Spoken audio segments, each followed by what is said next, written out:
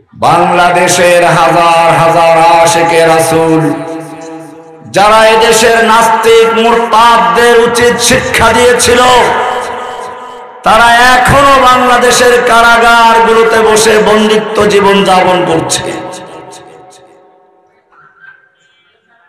আজকে আমাদের মনে রাখতে হবে যে ইহুদি ওমর ইবনুল খাত্তাবের যুগে যখন খয়বর থেকে তাদেরকে বহিষ্কারের নোটিশ জারি করা হয়েছিল,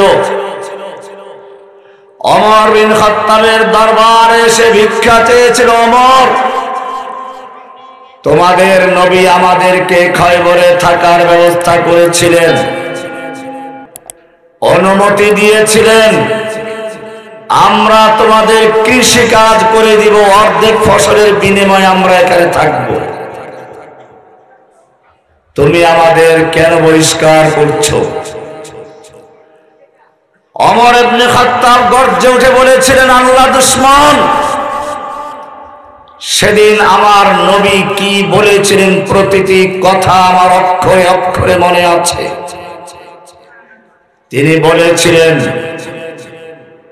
তোদেরকে খয়বরে ঠিক ততদিন পর্যন্ত স্থান দেওয়া হবে যতদিন পর্যন্ত আল্লাহর অনুমোদন থাকবে।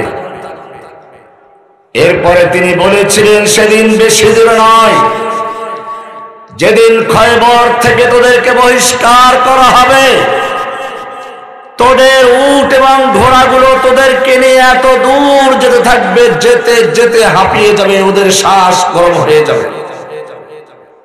আজকে সেদিন এসেছে, তোরা কোথায় যাবি? চলে যাবে।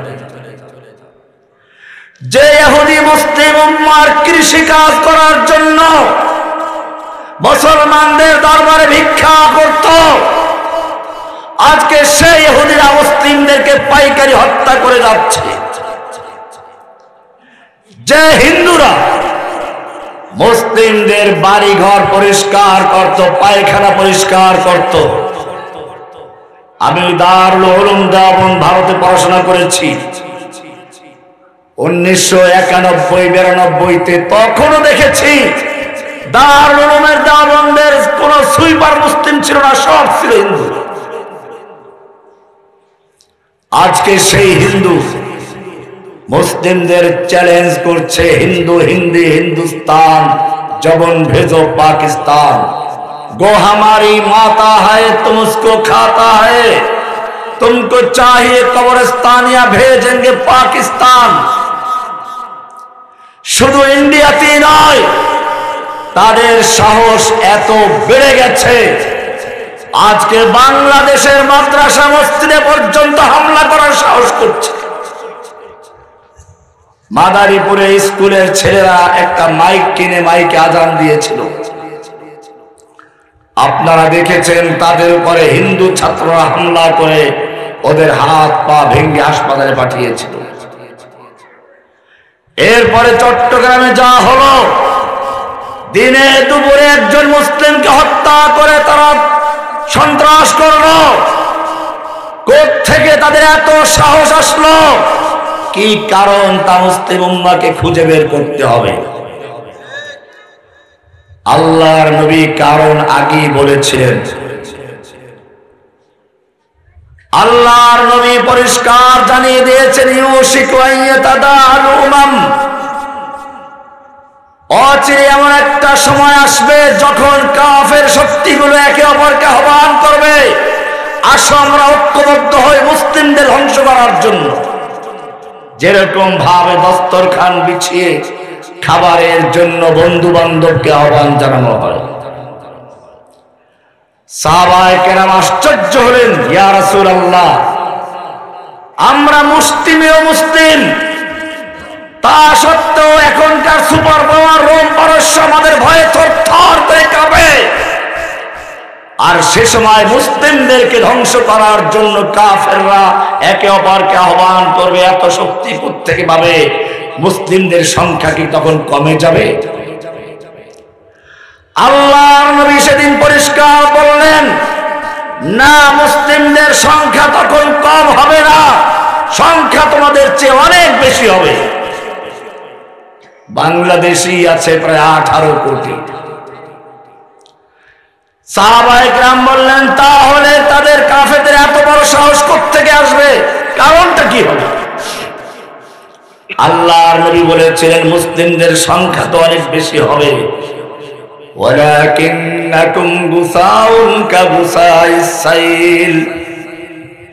প্লাবনের সময়, তুফানের সময় পানির উপরে যেমন খড়কুটা ভাসমান থাকে, ঠিক মুসলিম উম্মার অবস্থা হবে ভাসমান খড়কুটার মতো, ফেনার মতো তারা পানির উপরে ভাসতে থাকবে।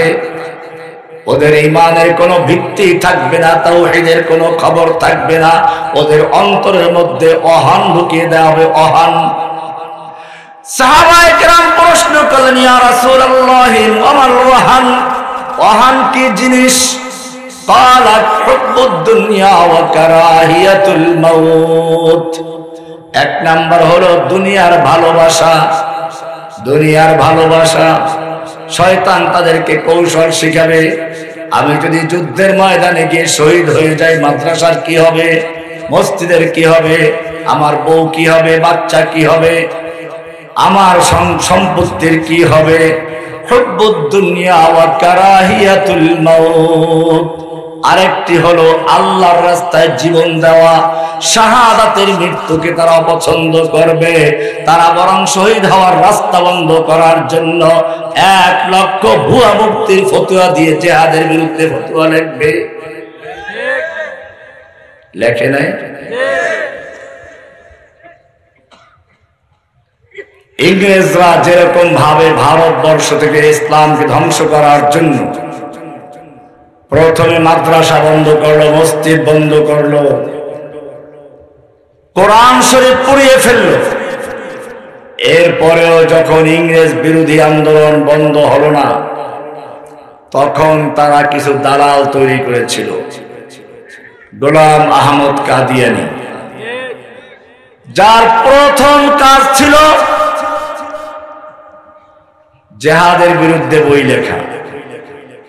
ওরা জানে যতক্ষণ পর্যন্ত মুসলিম উম্মার ভিতরে জিহাদের চেতনা থাকবে, বাতিলের বিরুদ্ধে যুদ্ধ করতে গিয়ে জীবন দেওয়ার মতো মানুষরা থাকবে, অতক্ষণ পর্যন্ত ভারতবর্ষে ইংরেজদের পা স্থায়ী হতে পারে না। এই কারণে তারা গোলাম কাদিয়ানীকে তৈরি করলো। প্রথমেই সে লিখলো, জিহাদ के नाम छोड़ दो ऐ भाइयों, ইসলাম में হারাম है कत्ल किताल। জিহাদের নাম ছেড়ে দাও হে ভাই, ইসলামে হারাম মারামারি কতল কেতাল করা। আমরা দেখলাম বিগত সরকার যখন এদেশের শীর্ষ আলেমদেরকে কারাবন্দী করলো, বিভিন্ন ভাবে বিভক্ত করলো, ফেরাউন যেভাবে ওয়াজালা আহলা শিয়া, ফেরাউন যেভাবে তার দেশের জনগণকে বিভিন্ন দলে বিভক্ত করেছিল, আমাদের লেডি ফেরাউনও তাই করেছিল। কাউকে রাজাকার, কাউকে ধর্ষক, কাউকে দুর্নীতিবাজ, কাউকে জঙ্গি, এসব নানান খেতাব দিয়ে এক একজনকে এক একভাবে গ্রেফতার করেছিল। শুধু এ পর্যন্তই না, ইসলামের বিরুদ্ধে ঘৃণা তৈরি করার জন্য জাতীয় পত্র পত্রিকায় বিজ্ঞাপন প্রকাশ করতে আমি জেলখানায় বসে দেখেছি। জঙ্গিদের লক্ষণ কি? টাকনুগিরার উপরে যদি কেউ পাজামা লুঙ্গি পরে সে জঙ্গি, কেউ যদি গার্লফ্রেন্ডকে বর্জন করে দেয় তাহলে সে জঙ্গি, কেউ যদি গান বাজনার যন্ত্রপাতি ভেঙে দেয় সে জঙ্গি, কেউ যদি হঠাৎ করে দাড়ি রাখে সে জঙ্গি, কেউ যদি তার পুরাতন বন্ধু বান্ধবদেরকে বর্জন করে সে জঙ্গি। এই বিজ্ঞাপন আপনারা দেখেন নাই? প্রত্যেকটা পত্রিকায় এগুলো এসেছে। এর সাথে আরো কিছু ছিল, জসিমউদ্দিন রহমানের লেকচার শুনলে সেও জঙ্গি। আমার নামে একটা দল তৈরি করলো, আনসারুল্লাহ বাংলা টিম। আমি আদালতে চ্যালেঞ্জ করেছিলাম, আনসারুল্লাহ বাংলা টিম নামে বাংলাদেশে কোন দলের অস্তিত্ব নেই। এটা দিল্লির পরিকল্পনায় শেখ হাসিনা তৈরি করেছে এদেশের আলেম ওলামাদেরকে এবং ইসলামী চেতনায় উদ্বুদ্ধ যুবকদেরকে গ্রেফতার করার জন্য, কারাবন্দী করার জন্য এক গভীর নির্লক্ষ্য আঁকা হয়েছিল।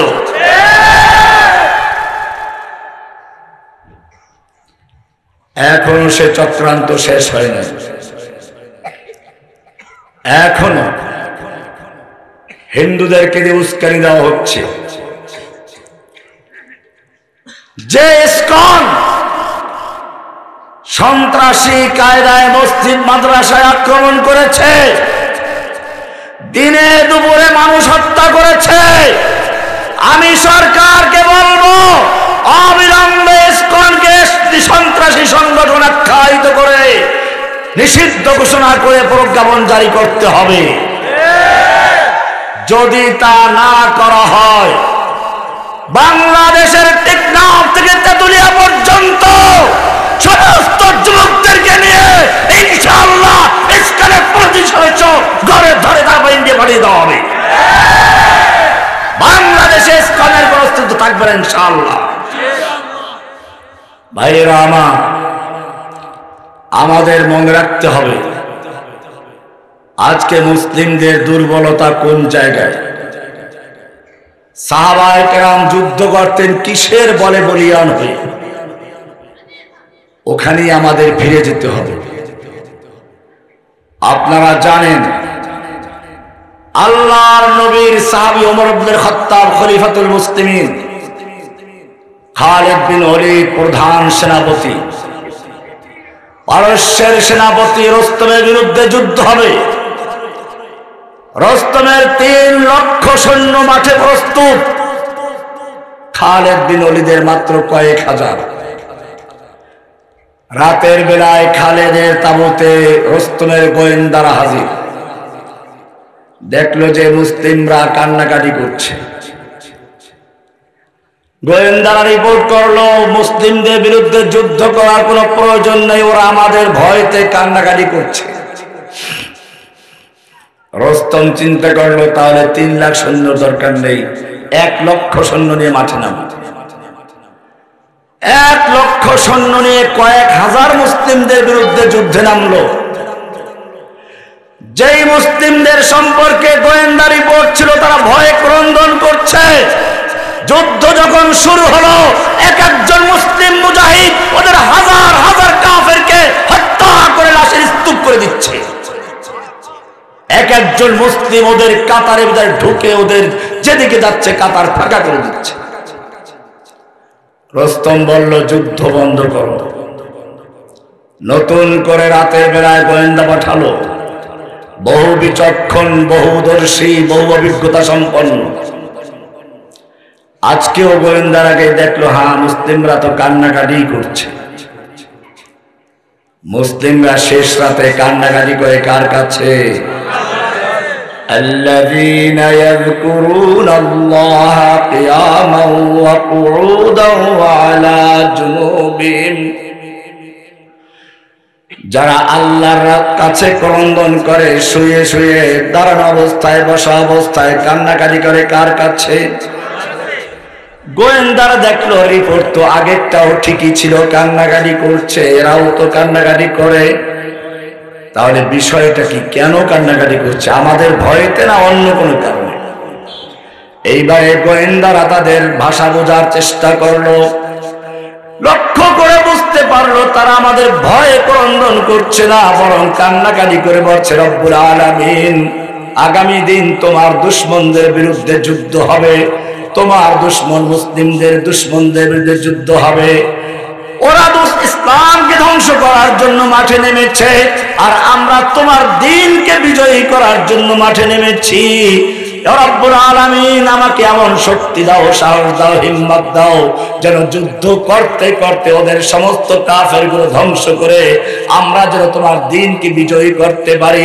আমরা যেন যুদ্ধ করতে করতে করতে শহীদ হয়ে যাই, আমরা যেন টুকরো টুকরো হয়ে যাই, আমাদের জন্য জানাজার কোনো প্রয়োজন না হয়, লাশ খুঁজে না পাওয়া যায়। কিয়ামতের মাঠে যখন সমস্ত মানুষেরা কাপড় চোপড়বিহীন উলঙ্গ হয়ে উঠবে, আমরা যেন শহীদ হয়ে তোমার নবীর কথা মতো আমরা যুদ্ধের পোশাক নিয়ে যুদ্ধের ময়দানে উঠতে পারি। আমাদের জখমগুলো তোমার নবী বলেছেন তাজা হয়ে যাবে। ইয়াসউদ্দামান লাউনুহু লাউনুদ্দাম ওয়া রিহুহু রিহুল মিসকে, রংটা হবে রক্তের রং, ঘ্রাণটা হবে কিসের? ঘ্রাণটা হবে মিষ্কাম্বরের চেয়ে বেশি সুগন্ধযুক্ত। ও রব্বুল আলামিন সেই শক্তি দাও, সাহস দাও। রোমের গোয়েন্দারা বুঝলো কান্দে তো ঠিকই, আমাদের ভয়তে না, আমাদের মারার জন্য। এবারে তারা রস্তমকে গিয়ে বলল, রস্তম, পারস্যের সেফাসালার মুসলিম সৈন্যদের বিরুদ্ধে যুদ্ধ করে বিজয় লাভ করার স্বপ্ন দেখো না। রস্তম জিজ্ঞেস করলো, কারণ কি? ওদের সৈন্যকে আমাদের চেয়ে বেশি? বলে, না, ওদের সৈন্য তো আমাদের চেয়ে অনেক কম। বলে, তাহলে কি ওদের অস্ত্র অনেক বেশি? না, অস্ত্র তো ওদের অনেক কম। বলে, তাহলে কি ওদের গায়ে শক্তি আমাদের চেয়ে বেশি? বলে, না, ওরা তো জীর্ণ শীর্ণ শুকনো রুটি খায়। রস্তম খেপে গেল, অস্ত্র আমার বেশি, সৈনিক আমার বেশি, শক্তি আমার সৈনিকদের গায়ে বেশি, আমাকে ভয় দেখাচ্ছ কেন? গোয়েন্দারা বলল, রস্তম, হতে পারে অস্ত্র তোমার বেশি, সৈন্য তোমার বেশি, শক্তি তোমার সৈনিকদের গায়ে বেশি, কিন্তু জেনে রাখো তোমার সৈনিকদের কাছে মদের পেওয়া আর সুন্দরী যুবতী নারী যত বেশি প্রিয়, মুসলিম সৈনিকদের কাছে আল্লাহর রাস্তায় জীবন দেওয়া তার চেয়ে লক্ষ কোটি গুণে বেশি প্রিয়।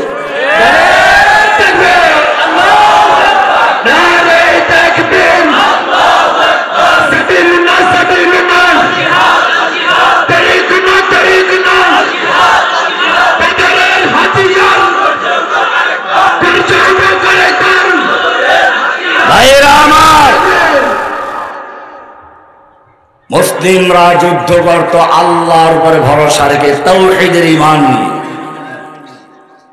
যেই মুসলিম উম্মাহ রাতভর আল্লাহর দরবারে ক্রন্দন করে শক্তি যোগায়, আজকে সেই মুসলিম দেশের যুবকেরা রাতভর মূর্তি গিয়ে পাহারাদারি করে,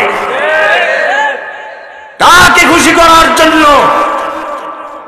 কোরআন তোমাকে পরিষ্কার জানিয়ে দিয়েছে, وَلَنْ تَرْضَى عَنْكَ الْيَهُودُ وَلَا النَّصَارَى حَتَّى تَتَّبِعَ مِلَّتَهُمْ।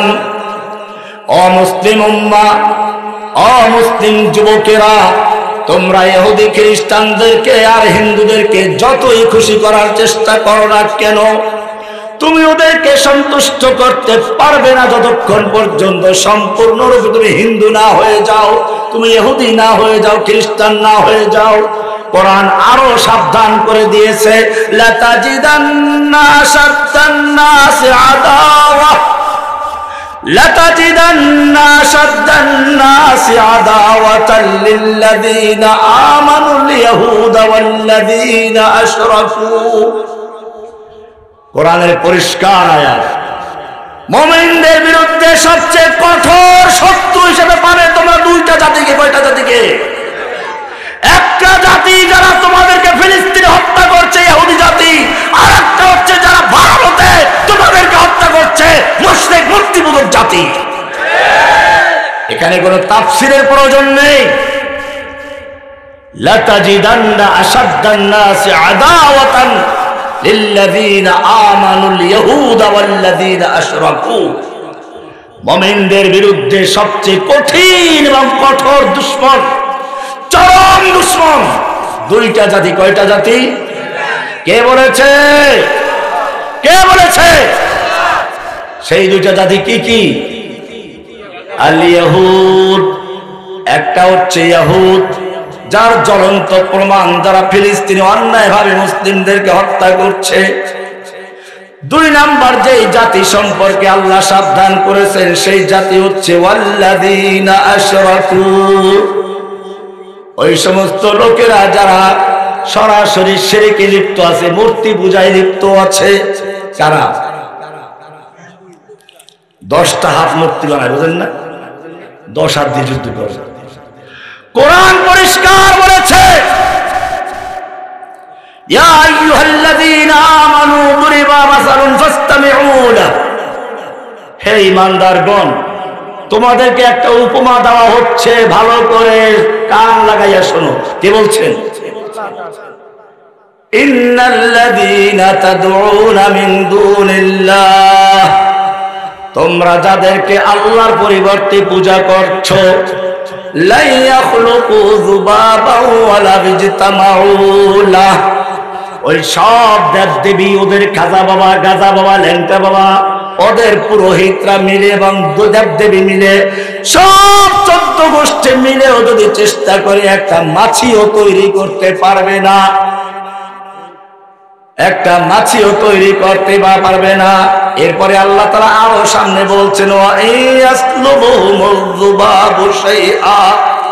ওদের সামনে যে দামি দামি খাবার থাকে, ওই খাবারের কোন অংশ যদি মাছিতে ছিনিয়ে নেয়, লা ইয়াস্তানকিযু, ওই মাছির কবল থেকে তাদের খাবার উদ্ধার করার শক্তি ওই দেবদেবীর নাই।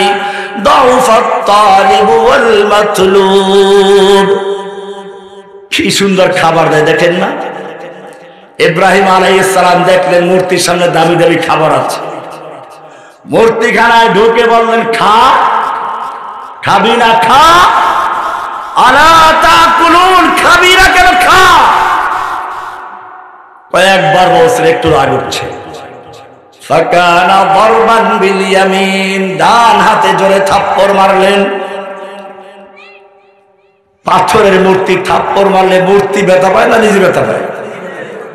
এবারে হাতে পাইল ব্যথা, উঠলো রাগ ভালো করে। এবারে কুড়াল নিল, কোন মূর্তির মাথায়, কোনটার দাঁতে, কোনটার নাকে, কোনটার কানে ভেঙ্গে চুরে চুরমার করে দিয়ে বড় মূর্তির গলায় কুঠার লটকিয়ে তিনি সরে পড়লেন। লোকেরা আবার মেলার থেকে সে মূর্তিখানায় প্রবেশ করলো, ঢাকেশ্বরী মন্দির, রাজকীয় মূর্তিখানা। মূর্তিখানা এসে দেখলো যে সর্বনাশ, কোনো ভূমিকম্প হলো না, কোনো ঝড় তুফান হলো না, কোনো ঝড় তুফান হলো না, কোনো মারামারি হলো না, কোনো যুদ্ধ বিগ্রহ হলো না। কে এই মূর্তিগুলো ভাঙলো? সরাসরি চলে গেল মূর্তি পূজকদের লিডার নমরুদের কাছে।